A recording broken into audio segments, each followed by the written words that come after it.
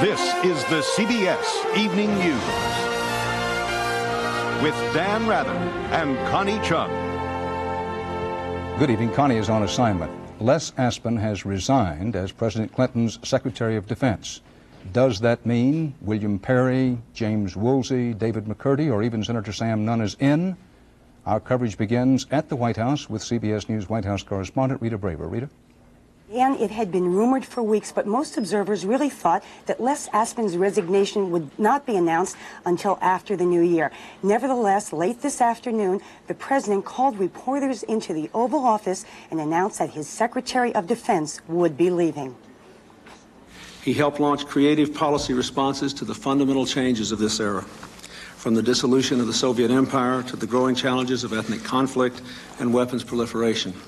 I have been working continually for over 20 years to help build a strong American military. It's time for me to take a break and to undertake a new kind of work. The president praised Aspin, but in fact, the secretary has faced heavy criticism from Congress, especially because of the deaths of U.S. troops in Somalia and because of the embarrassing situation when American ships were turned away from Haiti by a gang of thugs. Aspin also took some of the heat for President Clinton's desire to allow gays to serve in the military. Now, a successor is expected to be announced very soon. White House sources say that a search team has been operating for some weeks, led by the president's chief of staff, Mac McLarty, the vice president, Albert Gore, and the national security advisor, Anthony Lake.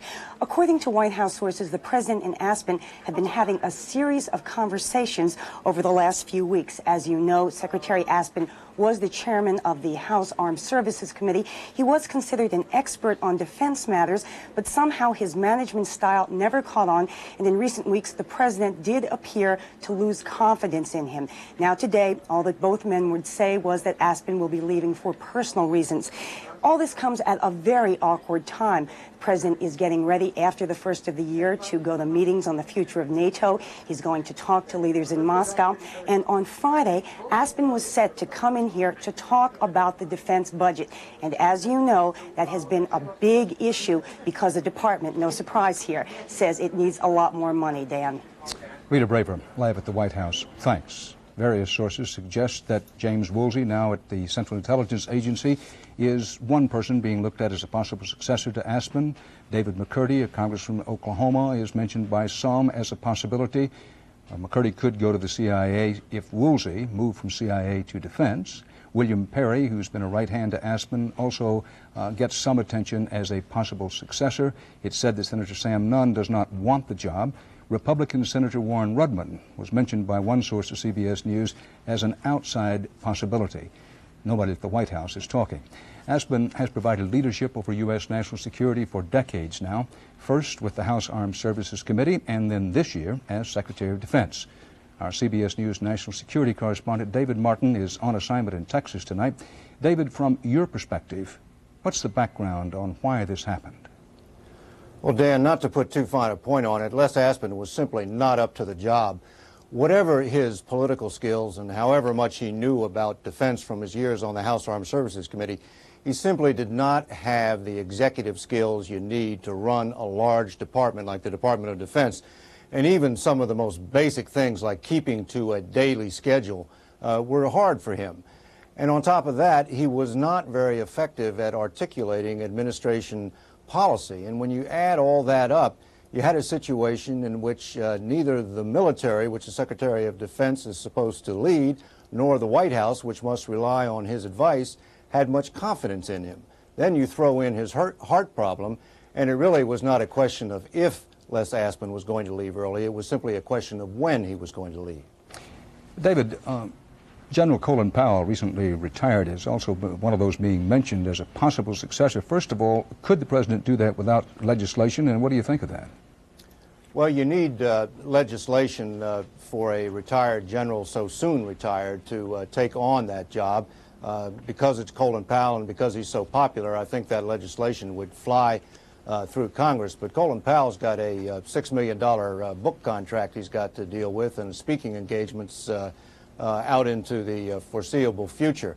The White House has been quietly looking for some time now, several weeks, for someone to replace Aspen. And the fact that Aspen is going to stay on until January 20th, I think, tells you they haven't found exactly the right person yet. But we're told it's going to be someone from outside the administration and probably or possibly a Republican.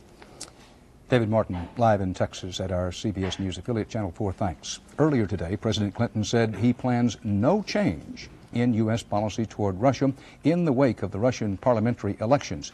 The president said he doesn't want to overreact to the first-place finish of an ultra-nationalist, what some call a neo-fascist party.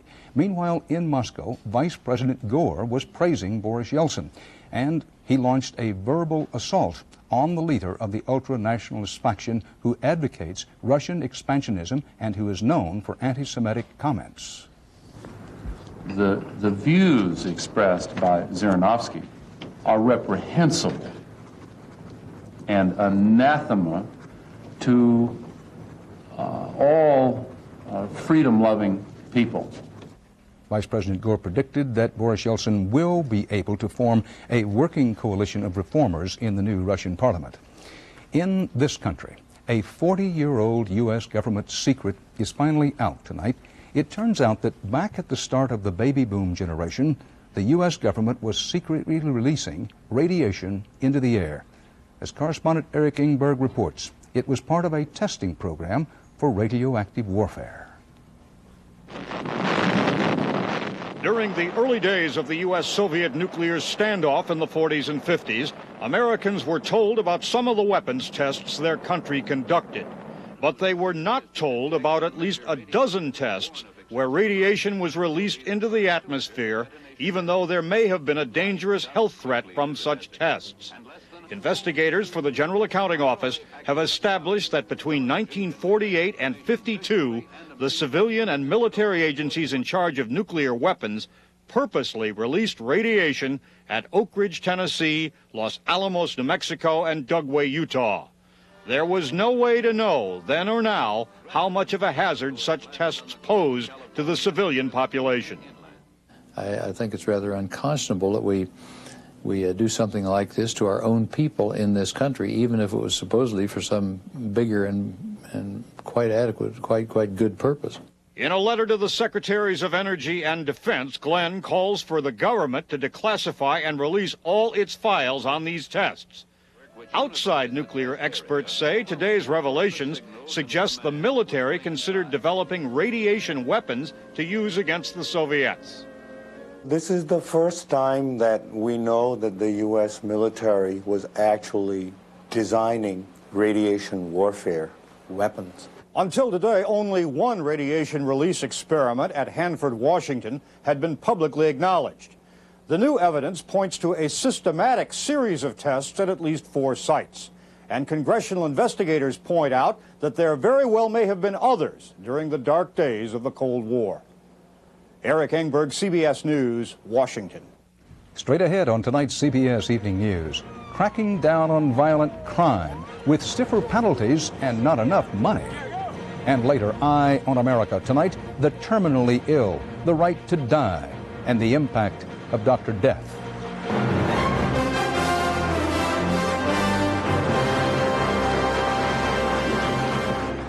Salad Shooter helps you every day. How about some cheese for your pizza or perfect Salad Shooter hash browns for breakfast? Vegetables sliced or shredded, and nothing tops a salad like Salad Shooter. Slicer Shredder from Presto. Helps you every day. In this house, I have no time for colds. My husband's a doctor and can give me anything, but he recommends Dimetap Extentabs. Dimetap controls my sneezing and nasal congestion no matter how bad it gets.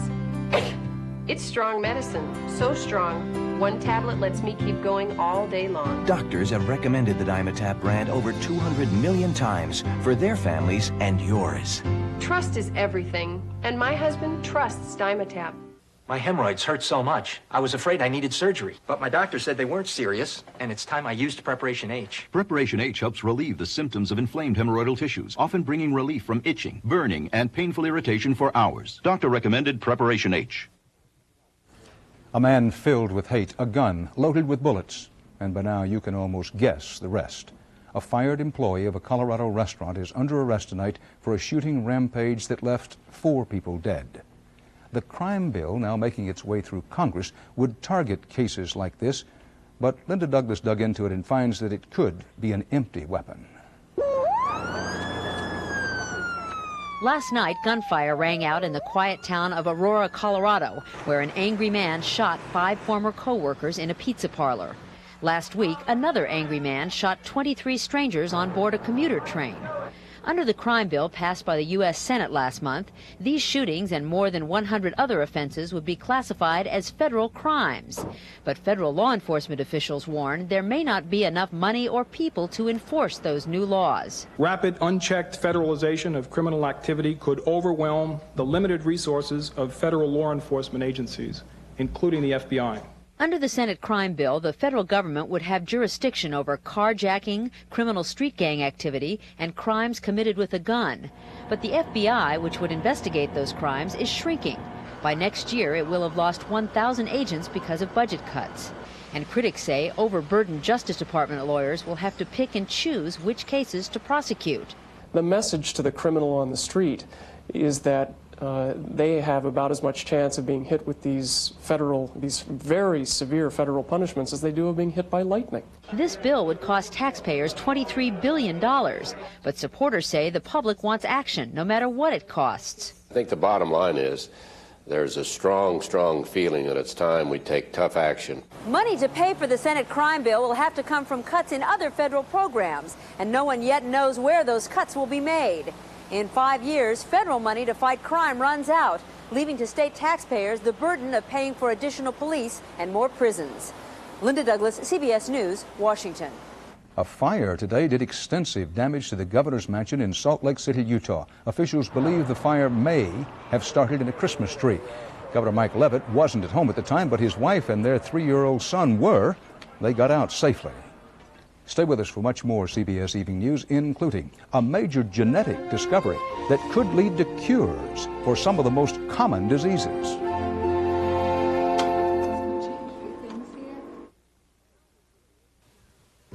Now we're filling these fruit and nut cereals with more of your favorite fruits and nuts. 25% more. Filling more clusters of crunchy nuts into clusters. More nut-covered raisins into Raisin Nut Bran. More fruits and nuts into Basic 4. More crunchy almonds or real apples into these oatmeal crisp cereals. Now these favorites are filled with more fruits and nuts. 25% more. Look for these specially marked boxes.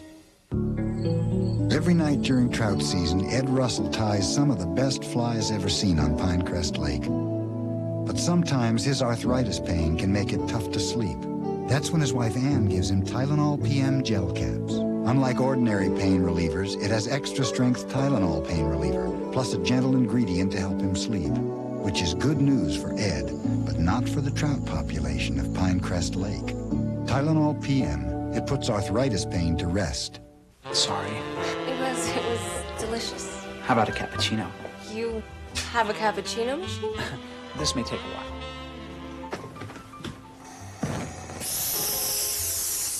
Maxwell House Cappuccino.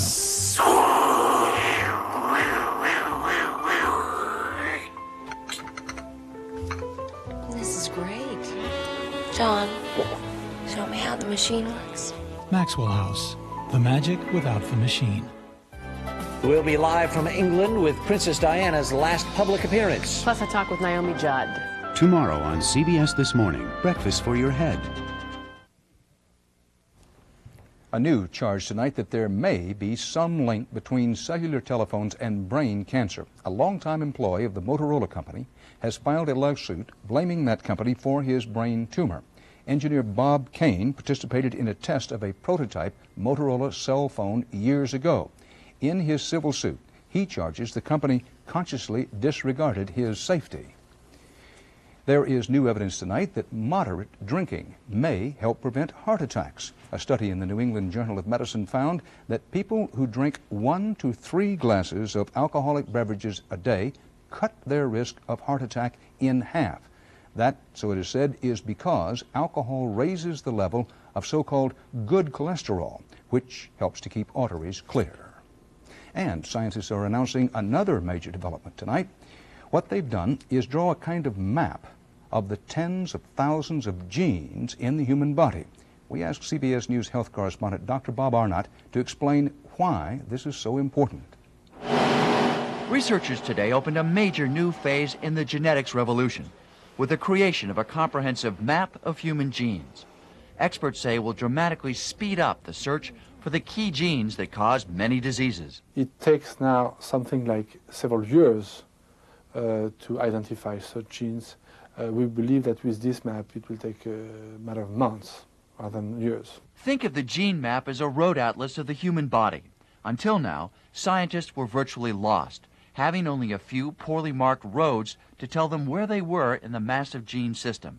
Now they have a network of genetic superhighways to pinpoint their exact location. Experts say this new map will help to quickly identify the genes that cause diseases like prostate cancer, diabetes, asthma, obesity, and more. No longer are you stuck dealing with an uncharted territory, sort of a black hole where you have no information. This is a significant advance to identifying the genetic basis of virtually all diseases. Gene mapping has already led to the discovery of genes that cause a certain type of breast cancer and colon cancer. It will benefit millions of people through early diagnosis. Next month, Georgia Katsetos will be able to take a new blood test to determine if she has the gene for colon cancer, which has already struck her father. I would absolutely feel that a test like this could save my life, absolutely, and my children's lives. Federal government scientists say in 5 years, genetic tests will be available to determine those at risk for more than a dozen different diseases. And in 15 years, they predict, genetic treatments and even cures for certain cancers and other inherited illnesses. Dr. Bob Arnott, CBS News, New York. Still to come on tonight's CBS Evening News, a framework for peace between two longtime enemies weary of war. Here's a whole other kind of chip. Presto Chip Shot Potato Chipper. Slices so thin they gotta be crisp. Regular or ripple. Fry 'em up. Even microwave for a light, no-fat chip. Flavor 'em the way you like. From Presto. It's coming. The worst flu in years. For flu symptoms this tough, you'll need Maximum Strength Theraflu. No hot liquid medicine is more powerful in nighttime or new non-drowsy. It's tougher than the toughest flu. At Red Lobster, it's going, and soon to be gone. Our holiday pound of shrimp special ends soon. Red Lobster knows you just can't get, enough shrimp. Tempting grilled shrimp, large butterfly, succulent scampi. A full pound of our biggest and best shrimp. Hurry in, our holiday pound of shrimp special ends soon. And for home and office parties, party platters to go. Ready in 1 hour. Happy holidays from Red Lobster. Someone very special is on that train. That's why you're driving a Buick LeSabre. You love its powerful V6 engine, anti-lock brakes, and steel safety cage body unit. But you bought LeSabre for the dual airbags. One for you, and one for that very special person who sits next to you. LeSabre from Buick, the new symbol for quality in America. Do you want to get rich? $2 million. Do you want to get even? I hope it breaks the state. See you in court. An all-new 48 Hours tonight.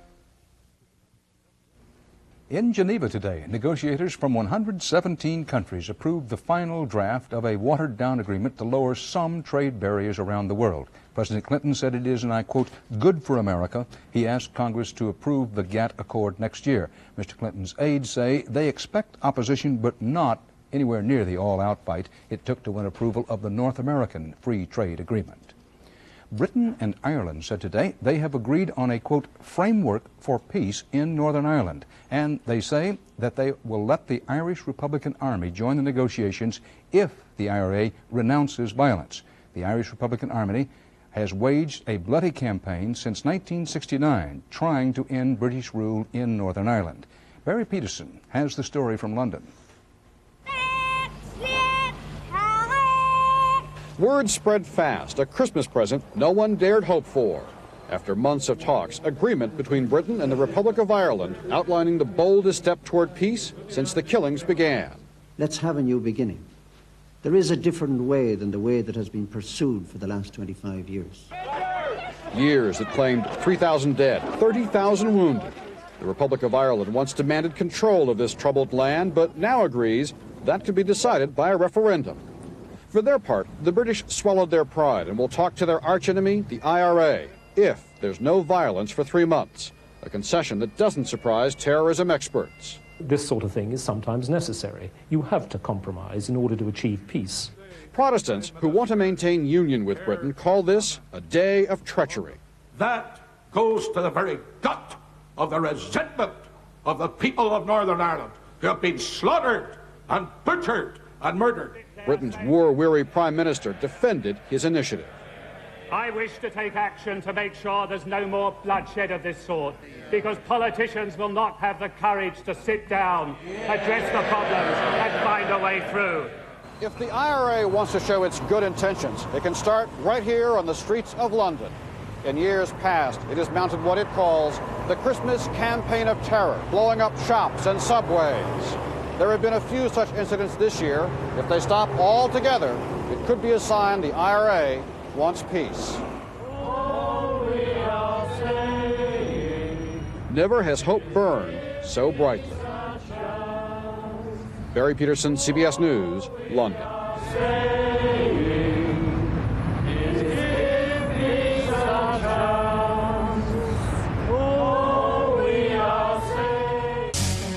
Ford announces the news truck buyers have been waiting for. The best lease ever on Ford F-Series pickups. Now you can lease America's #1 pickup, Ford F-Series, for $229 per month for 24 months, but only for a limited time. These trucks are loaded with features including driver's side airbags, V8 engine, automatic transmission, air conditioning, and the XLT package. Get the best of terms on the best-selling trucks in America. Drive home this loaded F-Series XLT for $229 per month. See your Ford dealer now. How do you give low-saturated fat oils like canola a different taste? Add corn oil. Only Mazzola Right Blend blends the leading corn oil with canola oil, so there's 1 gram of saturated fat per serving. It's a low-saturated fat oil. It tastes great. For sautéing, tossing, or baking, use Mazzola Right Blend and blend good taste into your healthy cooking. From Mazzola. Would we claim the new Norelco razor shaves closer than ever without hundreds of tests to back it up? Say our new Precision Groove helps the Norelco lift and cut system shave closer without proof? No. We wouldn't say it's our closest shave ever without science, sensors, tests. But of all the tests that prove it's closer, the most convincing requires a personal touch. The new Norelco razors, our closest shave ever.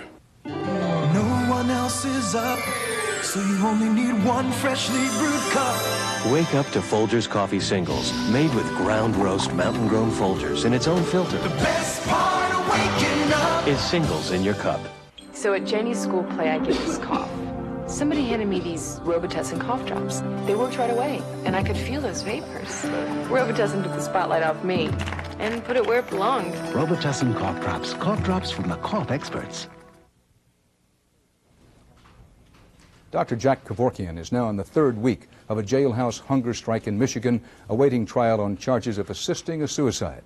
A CBS News poll out tonight finds Kevorkian has the support of nearly 1 out of 2 Americans. But if you think he's the hero of the Right to Die movement, take a look at tonight's Eye on America, reported by Jacqueline Adams. The patient reaches over and just touches that switch once. About the same time, Michigan pathologist Jack Kevorkian was dubbed Dr. Death.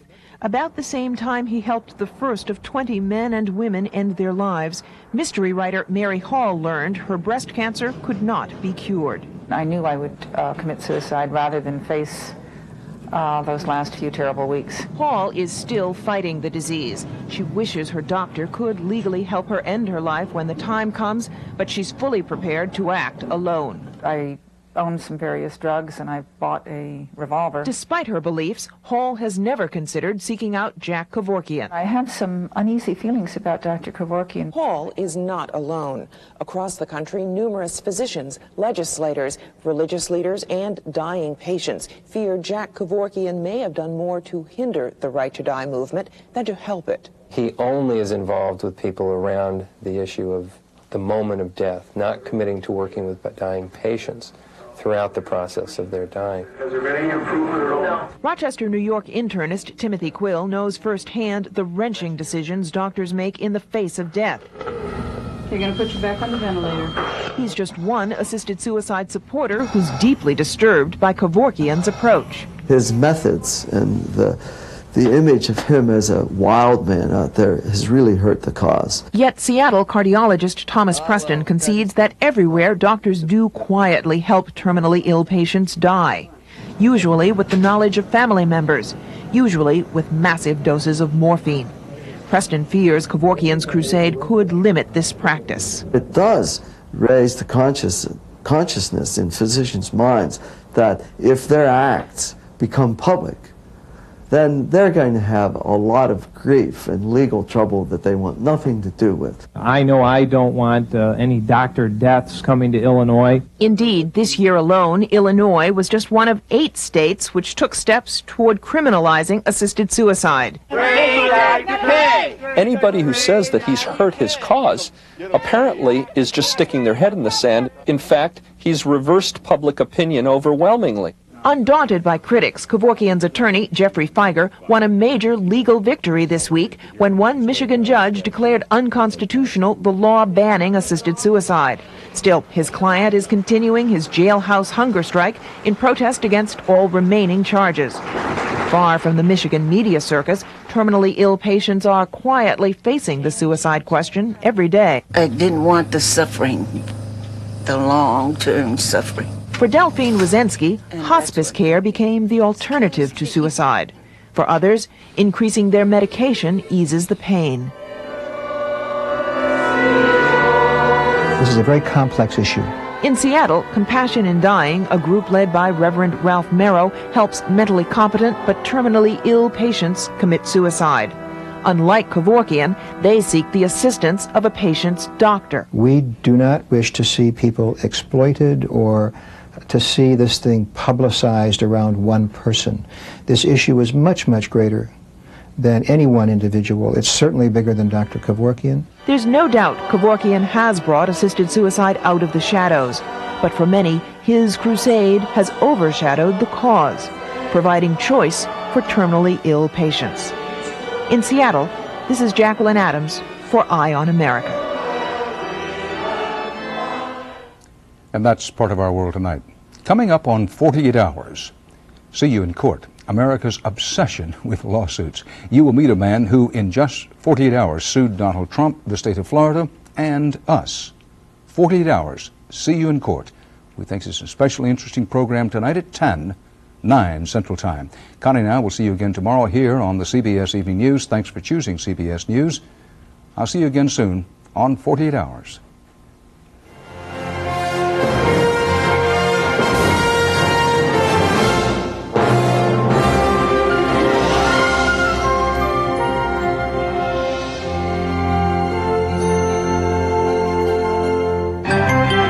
Experience CBS News. Got your Christmas shopping done? This man knows. His job is to find out what you're buying and how much you're spending. You're spending more or less than last year on the... More. That's terrific. Probably less. You're going to spend less. So, what's the verdict? Will it be a Merry Christmas for the economy? Find out tomorrow on the CBS Evening News with Dan Rather and Connie Chung. This is